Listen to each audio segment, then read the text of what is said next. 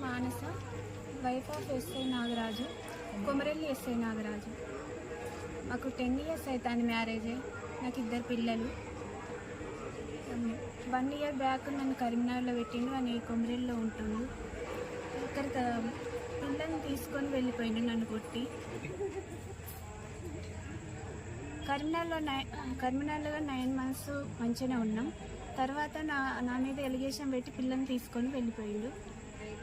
నన్ను కొట్టి పిల్లల్ని తీసుకొని వెళ్ళిపోయిండు. 2 months అవుతుంది. నేను పోలీస్ స్టేషన్ చుట్టూ తిరుగుతున్నా. నాకు ఎక్కడ కూడా న్యాయం జరుగుతలేదు. పిల్లల కోసమని నేను ఇక డిసైడ్ అయ్యి నేను ఇక్కడికి పిల్లల కోసమని ఇక్కడికి వచ్చిన. స్టేషన్ ముందు కూర్చున్నా. ఇక్కడ ఇంటికి వెళ్తే ఇంటికాడ లేరు. పిల్లలు తీసుకొని హైదరాబాద్ వెళ్ళినట్టు తెలుస్తుంది.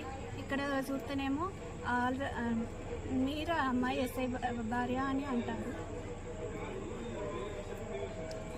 తను మానస నాగరాజు, ఎస్ఐ నాగరాజు గారి వైఫ్. ఏమైతుందంటే మొన్న గత 2 నెలల క్రితము తనను కొట్టేసి పిల్లల్ని తీసుకొని వెళ్ళిండు. అమ్మాయి మ్యారేజ్ అయ్యి 10 years అవుతుంది. అంటే ఈ క్రమంలో ఒక 8 years వరకు బాగానే ఉన్నారు. ఒక 2 years నుంచి తను వెమ్లవాడలో డ్యూటీ చేస్తున్నప్పుడు ఎవరో అనుకోకుండా ఒక అమ్మాయి పరిచయం అయింది. దాని తర్వాత పెళ్లి చేసుకున్నాడు అని చెప్పేసి తన అత్తకి ఓవరాల్గా చెప్పడం జరిగింది. కానీ ఏంది అంటే ఎలాంటి ప్రూఫ్స్ లేకుండా తను జాగ్రత్త పడుతున్నాడు. అదే క్రమంలో ఎప్పటికప్పుడు అమ్మాయిని మానసను హరాస్ చేస్తూనే ఉన్నాడు. హరాస్ చేసినా కూడా ఈ అమ్మాయి ఏంటంటే సరే నా భర్తే కదా అని చెప్పేసి ఎప్పటికప్పుడు సర్దుకుంటూ వచ్చింది. కొంతకాలం క్రితం ఇక్కడికి వచ్చిన తర్వాత, కొమరవెల్లికి వచ్చిన తర్వాత కరీంనగర్లో ఉంచడం జరిగింది. కరీంనగర్లో ఉంచిన తర్వాత ఒకరోజు అనుకోకుండా సడన్ గా వచ్చి అమ్మాయిని కొట్టి పిల్లల్ని తీసుకురావడం జరిగింది. ఇది జరిగి 2 months అవుతుంది. ఈ 2 months క్రితం ఏమైందంటే ఆమె కొట్టి పిల్లల్ని తీసుకుని వచ్చిన తర్వాత సిద్దిపేట సిపి గారిని కలవడం జరిగింది. సిద్దిపేట సిపి గారిని కలిసిన తర్వాత సిద్దిపేట సిపి గారు కౌన్సిలింగ్ ఇచ్చారు. సిద్దిపేట సిపి గారు కౌన్సిలింగ్ ఇచ్చి ఒక 1 month తర్వాత మీరు మళ్ళీ వచ్చి కలవండి, ఈ లోపు అమ్మాయితో మాట్లాడు నాగరాజు, తర్వాత పిల్లల్ని తీసుకెళ్ళు, పిల్లల్ని మాట్లాడించు, అంతా మీరు కలిసి ఉండండి అని చెప్పేసి సిపి గారు చెప్పారట.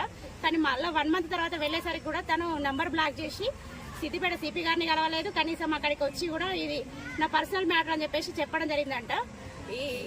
ఇదంతా జరిగిన తర్వాత కూడా ఈ అమ్మాయి ఏంటంటే బాగా బెడ్ సిక్ అయింది. అంటే ఇన్ని రోజులు ఏం జరిగింది అని అంటే ఈమె బెడ్ సిక్ అయిపోయి పిల్లల కోసం బాగా సఫర్ అవుతుంది. ఈ మధ్య మొన్న ఫ్రైడే రోజు కరీంనగర్లో ఉమెన్ పిఎస్ లో పిటిషన్ ఇచ్చినాము. అక్కడ మేడం ఫోన్ చేసినా రెస్పాండ్ అవుతలేడు. నిన్నటికి మొన్న ఆదివారం రోజు ఇంటికి వచ్చి మానస నుండి వాళ్ళ బామర్దిని కొట్టినా కూడా తను rural police station, Karimnagar rural police స్టేషన్లో పిటిషన్ ఇచ్చినాము. పిటిషన్ ఇస్తే కూడా అక్కడ కూడా ఫోన్ చేస్తే రెస్పాండ్ అవ్వట్లేదు. కాబట్టి పిల్లల కోసం అని చెప్పేసి ఈరోజు మానస కొమరవెల్లికి రావడం జరిగింది.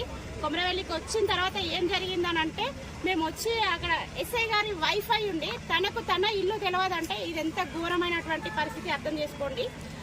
అక్కడికి వెళ్ళేటప్పుడు మామూలుగా మేము ఎస్ఐ గారి ఇల్లు ఎక్కడ అని చెప్పేసి కనుక్కుంటూ వెళ్తా ఉంటే ఆమెను ఎవరైతే తను ఒక అమ్మాయితో తిరుగుతున్నాడు అని చెప్పేసి తెలిసింది. ఎస్ఐ గారి వైఫ్ అని అంటే అమ్మ మీరు ఎస్ఐ గారి వైఫ్, అమ్మ మొన్న వేరే టైం అని చూసినాము, వీళ్ళు ఎవరు సార్ అంటే మా వైఫ్ అని చెప్పేసి తను చెప్పడము, లేకపోతే వేరే వాళ్ళు కూడా ఎస్ఐ గారు మిస్సెస్ అని చెప్పి తనే అని చెప్పి చెప్పిండంట. కాకపోతే వాళ్ళ అత్త కూడా మేము అక్కడ ఎంక్వైరీ చేస్తే ఏమైందంటే వాళ్ళ అత్త కూడా ఈమెనే ఆ కూడలు అని చెప్పి చెప్పిండట. వేరే వాళ్ళకి బయట చెప్తున్న విషయం ఏంటంటే తను ఐఏఎస్ ప్రిపేర్ అవుతుంది నా భార్య, అందుకే పిల్లల్ని నా దగ్గర తీసుకొచ్చుకొని ఉంచుకున్నా అని చెప్పేసి బయట చెప్పడం జరుగుతుందట. కానీ తను చదివింది డిగ్రీ, తను ఎలాంటి ఐఏఎస్లు ఐపీఎస్లు ప్రిపేర్ అవ్వడం లేదు.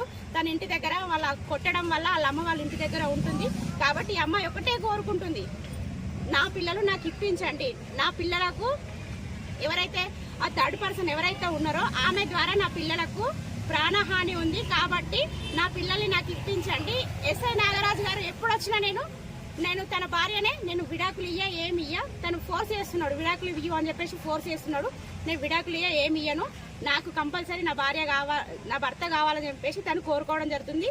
అదేవిధంగా పిల్లల్ని ఇప్పించండి అని చెప్పేసి ఇక్కడికి రావడం జరిగింది. ఎస్ఐ గారు ఇక్కడ ఉన్నారేమో అని చెప్పేసి వస్తే అక్కడేమో June 4th వరకు నాకు వీలు కాదు అని చెప్పేసి అక్కడ చెప్పడం జరిగిందంట. కానీ ఇక్కడికి వస్తే మాత్రం ఇక్కడ లీవ్ లో ఉన్నాడు. 24th వరకు ఆయన లీవ్ లో ఉన్నాడు. ఇక్కడ 24th వరకు ఇక్కడ ఆయన ఉన్నాడు.